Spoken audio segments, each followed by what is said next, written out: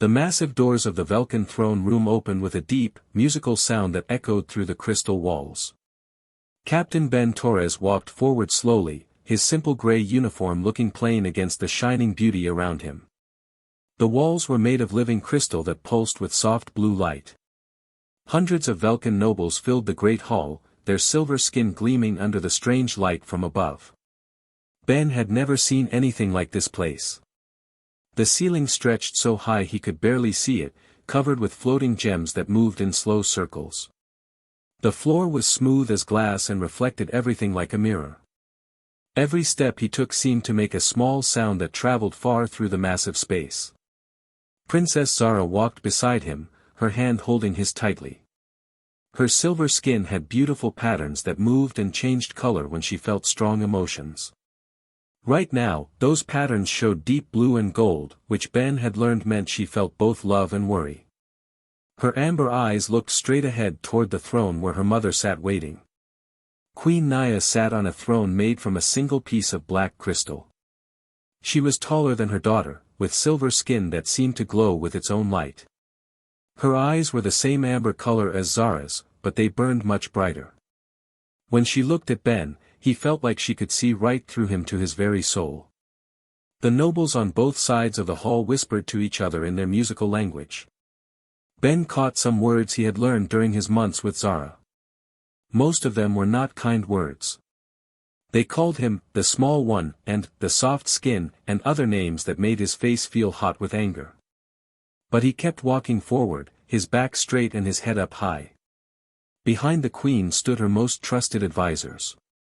General Kos was there, a huge Velkin warrior with scars on his arms and face from many battles. His silver skin was darker than most, and his amber eyes held no kindness at all. Next to him stood High Counselor Vera, an old female Velkin with patterns on her skin that showed great wisdom and age. Ben and Zara reached the center of the hall and stopped. The whispers of the nobles became quiet. The only sound was the soft humming of the crystal walls and the gentle movement of the floating gems above. Queen Naya stood up from her throne, and when she did, the air in the room seemed to become heavy and thick. "My daughter," the queen said, her voice carrying easily through the great hall.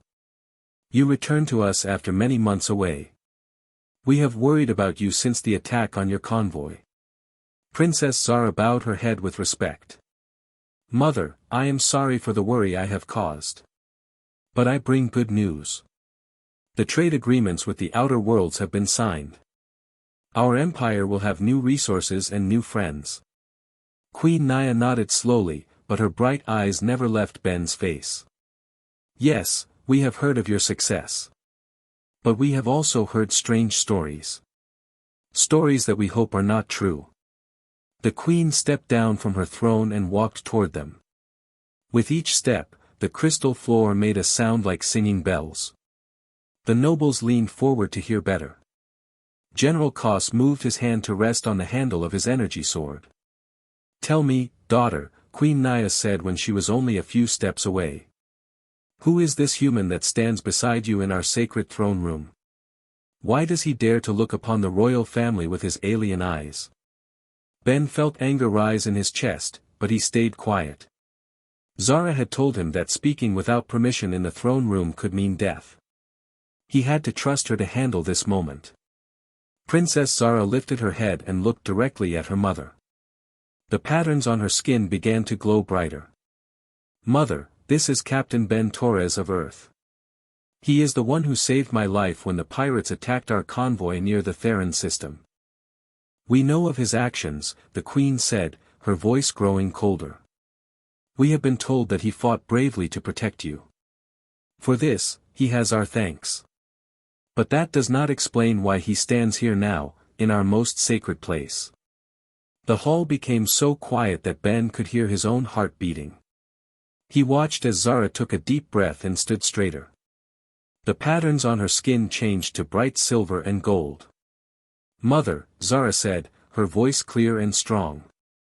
"I present to you my husband." The words hit the throne room like thunder. For a moment, nobody moved. Nobody breathed. Then Queen Naya stepped backward as if she had been struck. The crystal walls around them began to pulse faster and brighter. Several nobles gasped out loud. General Koss drew his energy sword halfway from its holder. "What did you say?" Queen Naya whispered, but her whisper was so full of power that it seemed to shake the entire palace. "I said he is my husband," Zara repeated, her voice still calm and sure. "We were married 3 days ago on the trading moon of Ketal Prime, according to the ancient laws of bond joining." Queen Naya's amber eyes began to glow like small suns. The patterns on her silver skin turned deep red and black, showing rage and shock. The air around her started to shimmer with psychic energy. "Impossible," she breathed. "No outsider has ever joined the royal bloodline. Not in 3,000 years of our history. Not since the founding of our empire." High Counselor Vera stepped forward quickly. "Your Majesty, perhaps the princess speaks of a temporary arrangement. A diplomatic marriage that can be undone." But Zara shook her head firmly. "No, honored counselor. This is a true bond joining. I have given my heart and my life to this man." The ceremony was complete and proper, witnessed by the moon priests of Ketal Prime. General Koss moved closer, his hand still on his sword. "Princess, you have been away from home too long. This human has clearly used some trick to confuse your mind. We can fix this problem quickly." Ben finally spoke, his voice calm but firm. "No trick was used, General. The princess chose freely, just as I did." The general's eyes blazed with anger. "You dare to speak in the presence of the queen, human? You dare to claim our princess as your own?" "Peace, Koss," Queen Naya said, raising one hand. But her voice was filled with a cold rage that made everyone in the hall step backward. "Let the creature speak. I would hear what lies he tells." Ben felt the insult like a physical blow, but he kept his voice steady. "I speak no lies, Your Majesty. Your daughter and I fell in love during the long journey to complete the trade agreements. When the pirates attacked, we fought side by side to protect the convoy. In those moments of danger, we both realized that we belonged together." "Love," the queen repeated, making the words sound like something dirty. "You speak of love between a human and a Velkin? Between a short-lived, weak creature and a daughter of the eternal bloodline?" Zara stepped slightly in front of Ben, her own eyes beginning to glow. "Mother, you raised me to judge beings by their actions, not their appearance. Ben saved not just my life, but the lives of 47 convoy members. He fought 5 pirates alone while I was trapped under fallen metal. He carried me to safety when I was wounded. And for that, we are grateful," Queen Naya said. "But gratitude does not make him worthy to join our family. Look at him, daughter. He is small and soft. He has no psychic abilities. He will live for perhaps 80 of their short years while you will live for thousands. What future can there be in such a match?" Ben stepped forward again, despite the danger. "Your Majesty, I may be different from your people, but I am not weak. My ship and crew have traveled to 40 different worlds. We have faced pirates, storms in space, and alien diseases. We have built trade routes that bring prosperity to dozens of species." "Human achievements," General Koss said with a sneer. "Building things and selling things. These are the actions of servants, not nobles." "Perhaps," Ben said quietly. "But we humans have learned to work together with many different species. We solve problems through cooperation and understanding. We build bridges between worlds that were once enemies." High Counselor Vera frowned. "What do you mean by this, human?" "I mean that before humans started trading in this sector, the Velkans and the Draxi people were at war for 50 years. Human traders helped both sides realize they needed each other's resources. Now they are allies." Queen Naya studied Ben with new interest. "This is true. But it does not change what you are. You are not royal blood. You have no noble lineage. You bring no powerful allies to strengthen our empire." "I bring myself," Ben said simply. And I bring my love for your daughter. I will spend every day of my life making sure she is happy and safe." Princess Zara moved to stand beside Ben again, taking his hand in both of hers. "Mother, in all my travels, I have never met anyone with such courage and kindness. When the pirates boarded our ship, he could have escaped in his own vessel. Instead, he stayed to fight beside us. When I was wounded, he gave me his own medical supplies. When the other nobles treated him badly because he was different, he never spoke in anger." The queen walked in a slow circle around Ben and Zara, studying them both with her burning amber eyes. The entire hall watched in silence, afraid to even breathe too loudly. "You say the ceremony was proper," Queen Naya said finally. "Tell me the details." Zara's voice was proud and clear. "We spoke the ancient vows of bond joining before High Priest Demon of Ketel Prime. Ben learned our sacred words in the old tongue. We exchanged the ritual gifts and drank from the cup of eternal union.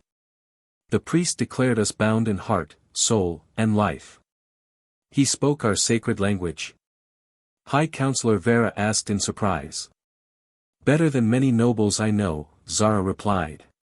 "He studied for weeks to learn the proper words. He wanted to honor our traditions." Ben spoke up again. "I know I am not what your people expected for their princess. But I promise you this, I will spend my life protecting her, supporting her, and helping her serve your empire. I ask only for the chance to prove that my worth comes from my actions, not my blood." Queen Naya stopped walking and faced them both directly. Her patterns showed deep thought and conflict.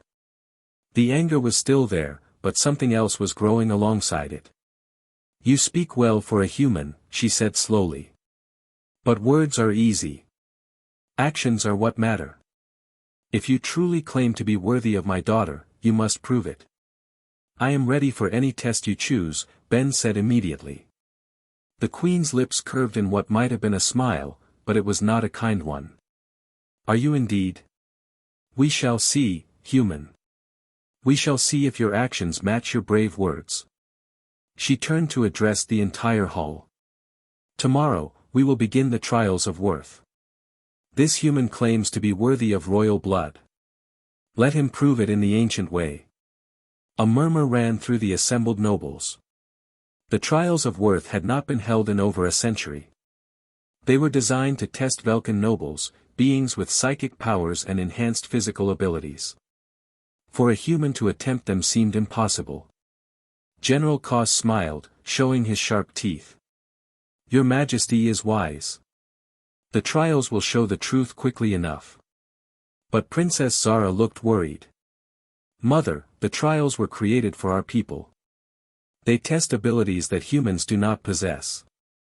"Then perhaps," Queen Naya said, her voice carrying throughout the great hall, "your husband will prove that humans possess different abilities that are just as valuable.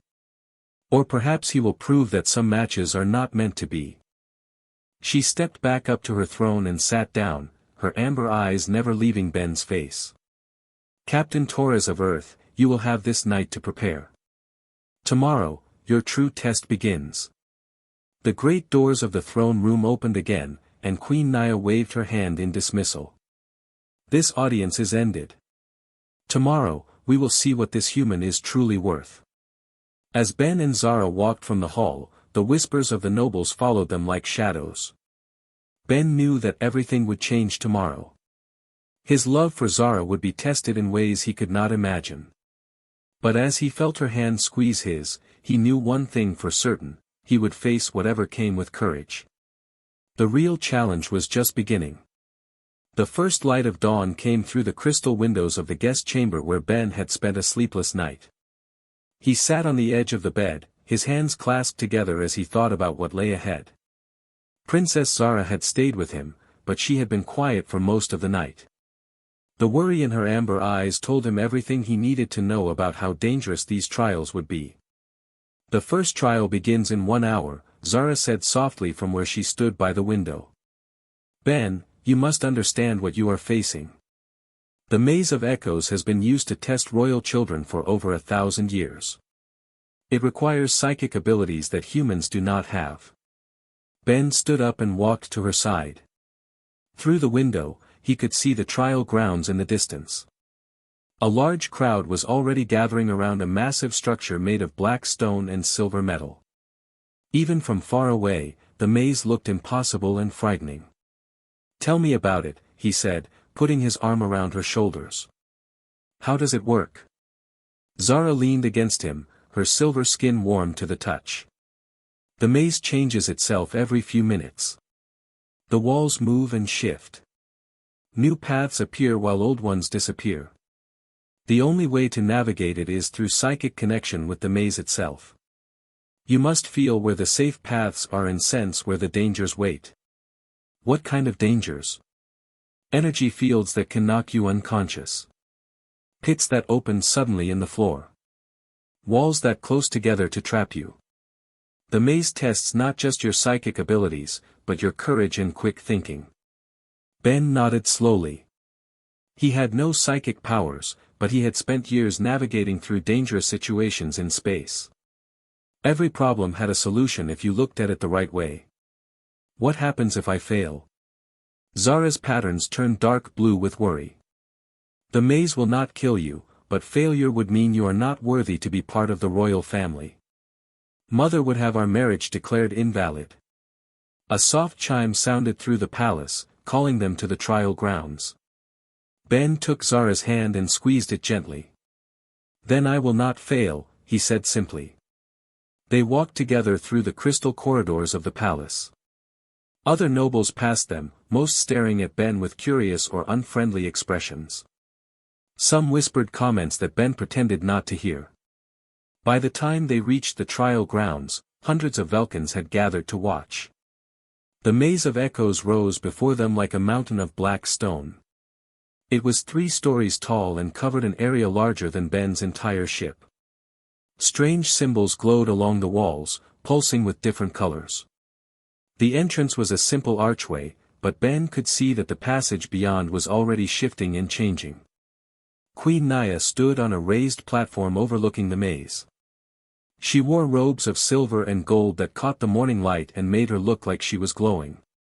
General Kos stood beside her, his arms crossed and a satisfied smile on his scarred face. "Captain Torres," the queen called as Ben approached. "Are you ready to face the first trial?" "I am ready, Your Majesty," Ben replied, his voice carrying clearly through the morning air. High Counselor Vera stepped forward with an ancient book in her hands. "The rules of the Maze of Echoes are simple. You must reach the center of the maze and retrieve the crystal of truth. You must then return to the entrance. You have 1 hour to complete this task." She looked up from the book with concern in her amber eyes. "Be warned, human. This maze has tested hundreds of royal children over the centuries. Many have failed, even those born with strong psychic gifts." Ben nodded his understanding and walked to the entrance of the maze. He paused for a moment, looking back at Princess Zara. She stood with her hands pressed together, her patterns showing love and fear in equal measure. He smiled at her, trying to show more confidence than he felt. Then he stepped into the maze. The moment he entered, Ben felt the strangeness of the place. The air hummed with energy that made his skin tingle. The walls around him were smooth black stone, but they seemed to move slightly even when he looked directly at them. Ahead of him, the passage split into 3 directions. Ben had no psychic abilities to guide him, so he used what he had, his eyes, his ears, and his mind. He noticed that one passage had a slight breeze flowing through it, while the others did not. Airflow meant the passage led somewhere open. He chose that path. As he walked deeper into the maze, the passages began to change more quickly. Walls slid aside to reveal new paths. Floors shifted to create bridges over deep pits. Ben realized that trying to memorize the layout was useless. Instead, he focused on other clues. He listened carefully to the sounds around him. The maze made different noises depending on what was happening. A low humming meant walls were about to move. A high singing sound warned of energy fields. A deep rumble indicated that pits were opening in the floor. When a wall began to close in front of him, Ben heard the humming start a few seconds before the movement began. He timed his run perfectly, diving through the gap just as it sealed shut. The watching crowd gasped in surprise. In another section, Ben came to a room filled with floating platforms over a deep pit. Psychic abilities would let a Vulcan sense which platforms were safe and which would drop when stepped on. Ben had no such power, but he noticed that the safe platforms glowed slightly brighter than the others. He tested his theory by throwing small stones. The bright platforms stayed solid while the dim ones collapsed under even that small weight. After 30 minutes of careful progress, Ben reached the center of the maze. There, on a pedestal of white crystal, sat the crystal of truth. It was beautiful beyond description, looking like captured starlight given solid form. But as Ben approached it, energy fields sprang up around the pedestal. A Vulcan noble would use psychic shields to protect themselves from the energy. Ben had no such protection, but he noticed that the fields pulsed in a regular pattern. By timing his movements carefully and moving only when the fields were at their weakest, he managed to reach the crystal and take it without being harmed. The return journey was even more dangerous because the maze had continued to change while he was at the center. But Ben had learned to read the signs that warned of danger. When the floor began to rumble, he pressed himself against a wall just before a pit opened where he had been standing. When he heard the high singing sound, he found cover behind a stone pillar as energy fields crackled through the air. With 10 minutes remaining, Ben emerged from the maze entrance, holding the crystal of truth high above his head. The crowd of watching nobles erupted in surprised cheers and gasps. Even General Koss looked impressed, though he tried to hide it. Queen Naya studied Ben with new interest as he approached the platform. "You have passed the first trial, human. But tell us, how did you navigate the maze without psychic abilities?"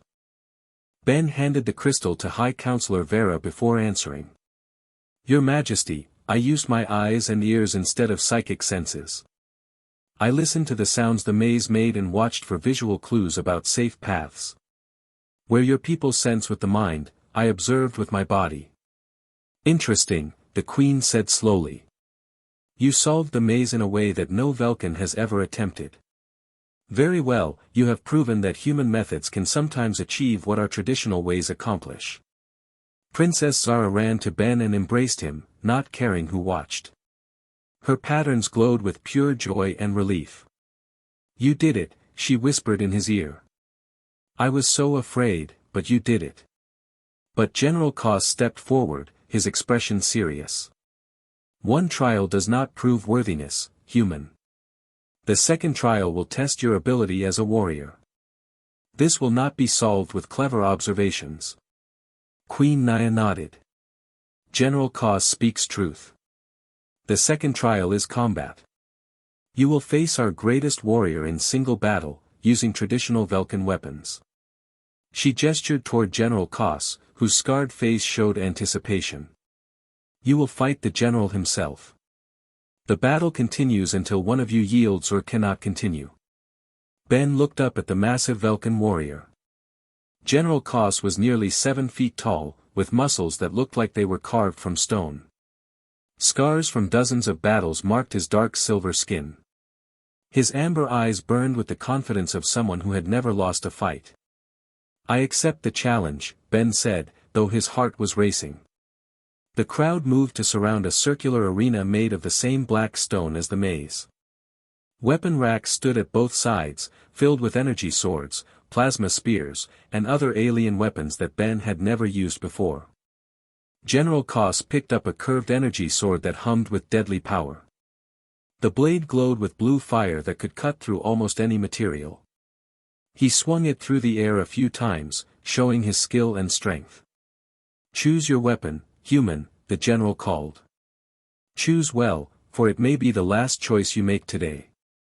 Ben walked slowly around the weapon racks, examining each strange device. Most were too heavy for him to use effectively. Others required knowledge of alien fighting techniques that he did not possess. Finally, he selected 2 smaller weapons, a short energy blade and a defensive shield generator. The nobles watching laughed at his choices. The weapons looked like toys compared to the general's massive sword. "He chooses the training weapons," someone called out. "Weapons made for children learning to fight." But Ben ignored the laughter. He had learned long ago that the best weapon was the one you could use well, not the one that looked most impressive. General Koss took his position at one side of the arena. His stance showed years of training and experience. Every movement was controlled and purposeful. Ben stood across from him, holding his smaller weapons and trying to remember everything he had learned about fighting in the different gravity and atmosphere of various worlds. Queen Naya raised her hand. "Let the second trial begin." General Koss attacked immediately, his large sword cutting through the air where Ben had been standing just a moment before. But Ben was no longer there. He had rolled to one side, using his smaller size and quickness to stay away from the powerful attacks. The general followed with a series of strikes that would have ended the fight instantly if any had connected. Ben used his shield to deflect what he could not dodge, but the power of each blow sent shock waves through his arms. It was clear that he could not win this fight through direct combat. Instead, Ben began to move around the arena, using the environment to his advantage. When the general charged at him, Ben ducked behind one of the weapon racks. The general's powerful swing destroyed the rack but gave Ben time to attack from an unexpected angle. Ben's strategy was not to overpower his opponent, but to tire him out. The general's attacks were devastating but required tremendous energy. Every missed swing made him slightly slower for the next attempt. Ben kept moving, dodging, and making small attacks that forced the general to react quickly.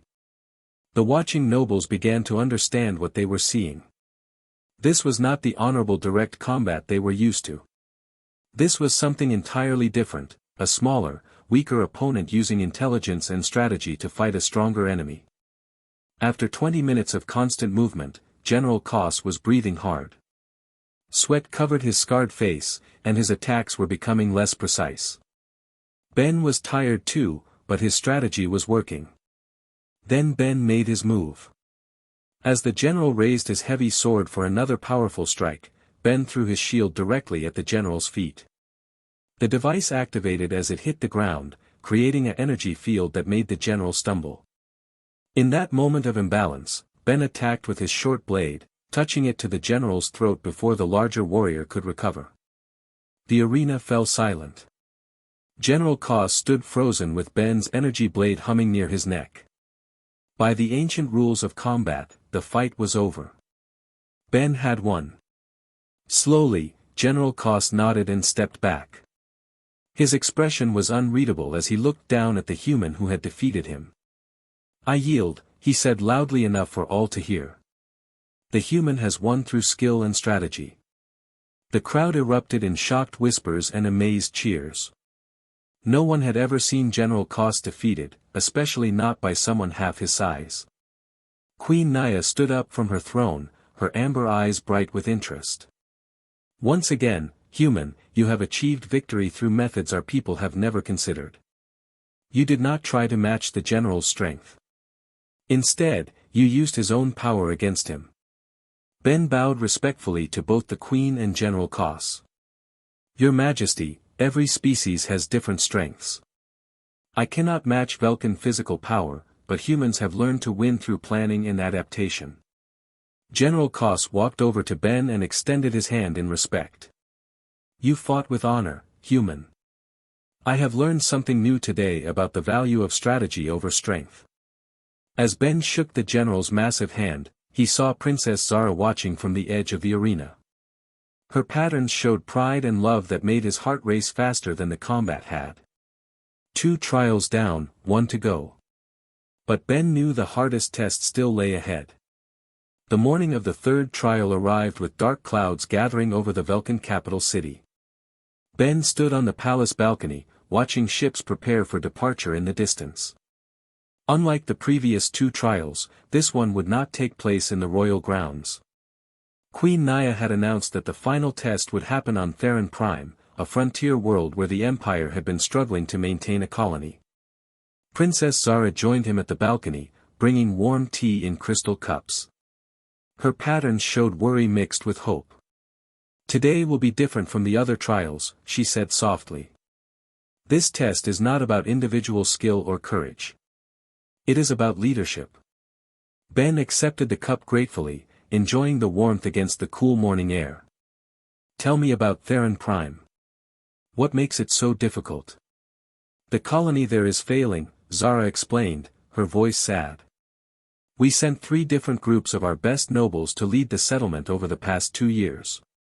Each group had success for a short time, but then problems would arise that they could not solve. The colonists are desperate and frightened. Many want to abandon the world entirely. Through the balcony doors, they heard footsteps approaching. Queen Naya entered, followed by High Counselor Vera and General Koss. The queen wore traveling robes of deep blue, and her expression was serious. Captain Torres, the queen said formally. Are you prepared for the final trial? I am ready, Your Majesty, Ben replied, setting down his teacup and standing straight. Good. We depart within the hour. But first, you must understand what you will face on Theron Prime. The queen moved to stand beside them at the balcony. The colony has 800 people from 6 different worlds. They came seeking new homes and opportunities, but they found only hardship and chaos. High Counselor Vera stepped forward with a data tablet in her hands. The problems are numerous. Food production is insufficient. The medical facilities are overwhelmed. There are conflicts between different groups of colonists. The defense systems are poorly organized. Most seriously, the people have lost faith in their leaders. General Koss added, raiders from the Outer Rim have been attacking supply convoys. 3 ships have been lost in the past month. The colonists feel abandoned and afraid. Ben listened carefully to each problem they described. As a merchant captain, he had visited many struggling colonies and outposts. He understood how quickly hope could turn to despair when basic needs were not met. What authority will I have on Theron Prime? He asked. Queen Naya smiled for the first time that morning. You will have complete authority to organize the colony as you see fit. You may make any changes you believe necessary. You will have 1 month to show significant improvement in the colony's condition. And if I succeed? If you succeed, you will have proven that humans possess leadership qualities that complement our own abilities. You will be accepted as a true member of the royal family. Ben nodded his understanding. When do we leave? Now, the queen said simply. The journey to Theron Prime took 3 days aboard the royal vessel Star Crown. Ben spent the time studying detailed reports about the colony and its problems. The more he read, the more he understood why previous Velkan leaders had failed. The Velkan approach to leadership was based on hierarchy and authority. Nobles gave orders, and common people followed them. This system worked well in their ancient empire, where everyone understood their place and role. But the colonists on Theron Prime came from many different worlds with different traditions and ways of thinking. When the ship finally arrived at Theron Prime, Ben got his first look at the troubled world through the viewing ports. The planet was beautiful, with green forests and blue oceans, but the single colony looked small and fragile against the vast landscape. The colony consisted of about 50 buildings arranged around a central square. Even from space, Ben could see that many structures were in poor repair. Fields around the settlement looked sparse and poorly tended. The spaceport held only a few small ships, far fewer than a healthy colony should have. As their ship landed, Ben saw a small crowd gathering to meet them. The colonists looked tired and worried. Many were thin from poor nutrition. Their clothes were worn and patched. But what concerned Ben most was the way they stood apart from each other in separate groups, avoiding eye contact and conversation. Queen Naya, Princess Zara, and the royal advisors remained aboard the ship while Ben walked down the landing ramp alone. This trial was his to face without help from others. The colony's current administrator was a nervous Velkan noble named Lord Finn. He was young and well-meaning, but completely overwhelmed by the complexity of the problems around him. Captain Torres, Lord Finn said, bowing respectfully. Thank you for coming.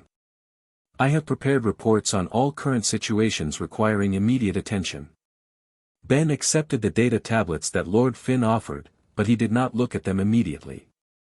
Instead, he walked to the center of the gathered crowd and spoke in a loud, clear voice. My name is Ben Torres. Queen Naya has sent me here to help solve the problems facing your colony. But before I can help, I need to understand what you are experiencing. I want to hear from all of you about the challenges you face every day. A murmur ran through the crowd. Previous administrators had never asked for their opinions before. An older human woman stepped forward.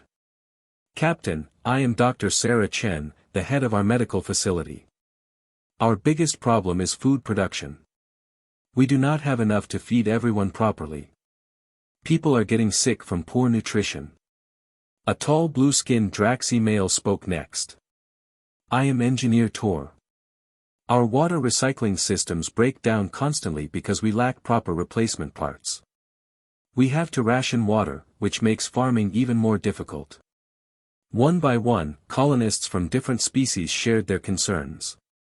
Ben listened carefully to each person, asking questions and taking notes. He noticed that many of the problems were connected to each other, creating a cycle of failure that kept getting worse. After 2 hours of listening, Ben had heard from representatives of every major group in the colony. The picture was clear. The colonists had all the skills and knowledge needed to succeed, but they were not working together effectively. Thank you all for sharing your concerns, Ben said when everyone had spoken. I can see that you face serious challenges. But I also see that you have talented, dedicated people who care deeply about making this colony succeed. He paused, looking around at the faces watching him. Starting tomorrow, we are going to try a different approach to solving these problems. Instead of having one person make all the decisions, we are going to work together as a community. An elderly Velkan merchant named Counselor Rava looked confused. What do you mean, Captain? How can so many people make decisions together? We will form councils, Ben explained. Each council will focus on one major area: food production, medical care, engineering, security, trade, and community relations. Each council will include people from different species who have knowledge about that area. Dr. Chen raised her hand. But who will lead these councils? Who will have the authority to make final decisions? Each council will choose its own leader, Ben said. And when councils need to coordinate with each other, we will hold meetings where everyone can discuss the issues and find solutions together. The crowd buzzed with conversation as people considered this unusual idea. Lord Finn looked worried. Captain Torres, he said quietly. This approach has never been tried in the Velkan Empire. What if it does not work? What if people cannot agree on important decisions? Ben smiled. Then we will find ways to help them agree. But I have seen this approach work on many different worlds. When people feel like they have a voice in decisions that affect their lives, they work much harder to make those decisions succeed.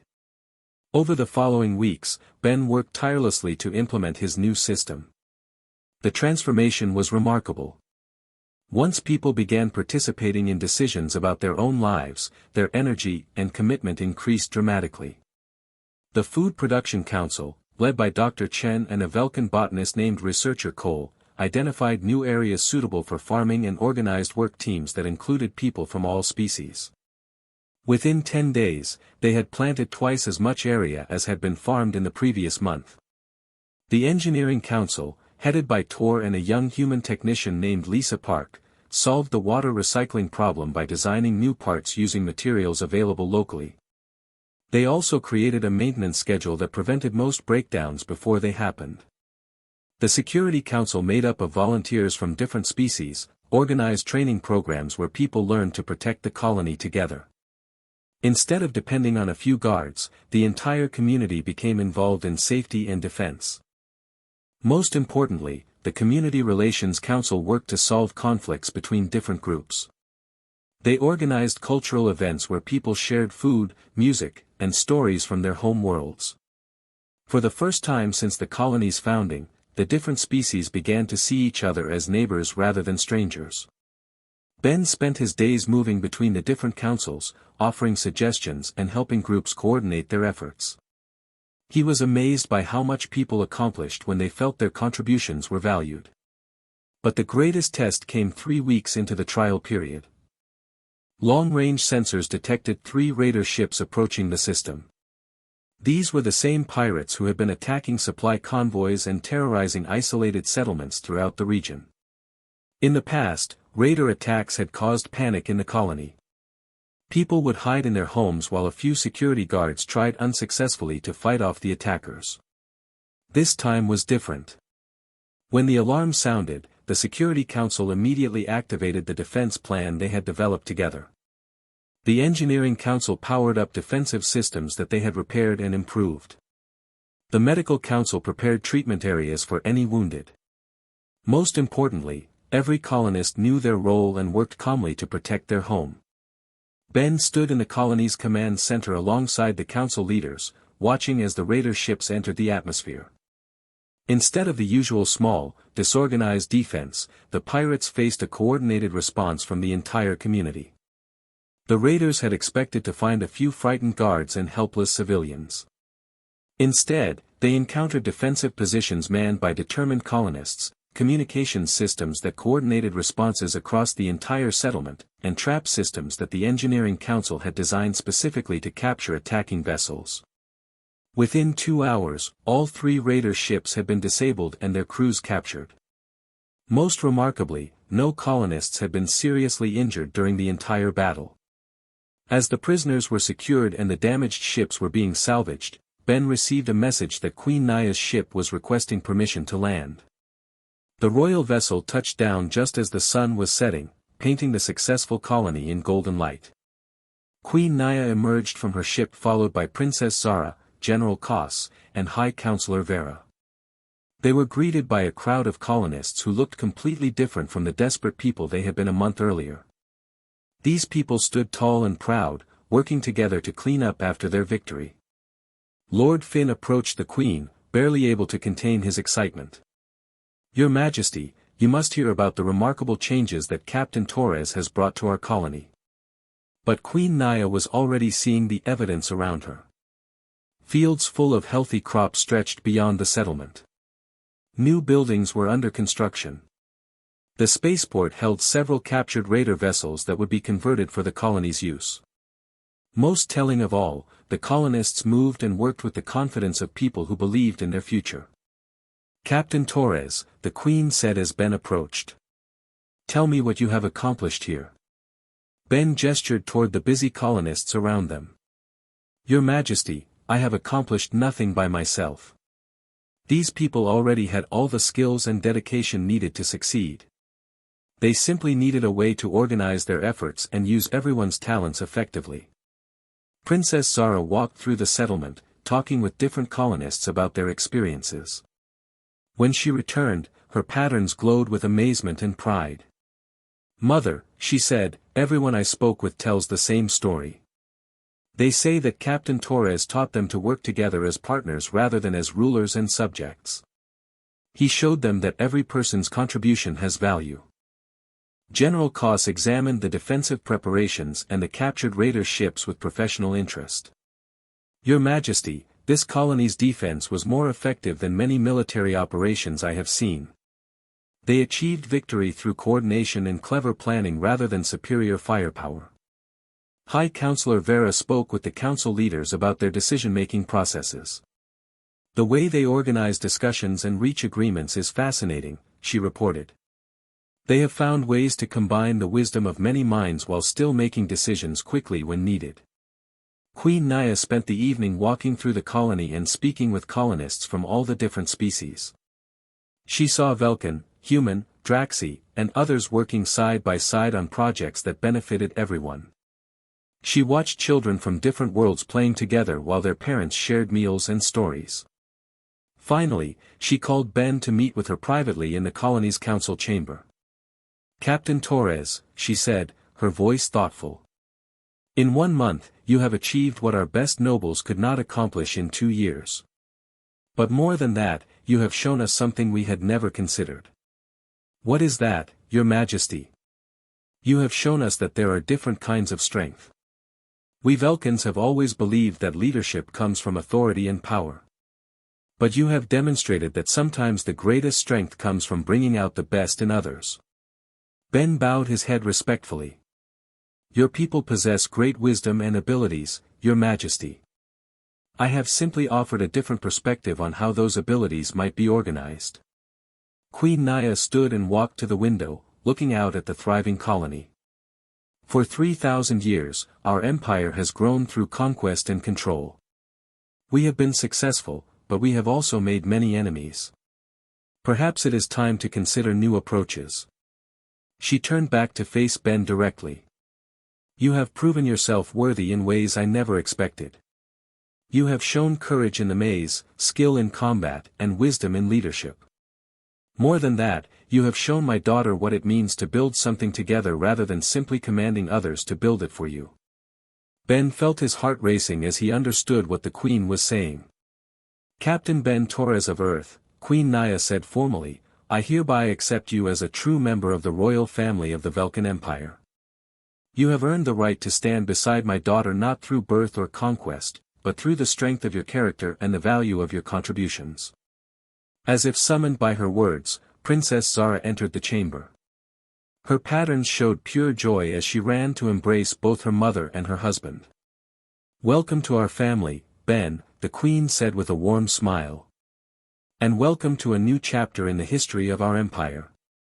You will serve as our first human ambassador, helping us learn to build bridges between species rather than walls between them. Looking out at the peaceful colony where former enemies now worked as friends, Ben realized that this was only the beginning. Together, humans and Vulcans would show the galaxy that the greatest victories came not from defeating others, but from helping them achieve their own success. The empire would grow not through conquest, but through cooperation. And it all started with love between two people from different worlds who dared to believe that differences could become strengths when combined with understanding and respect.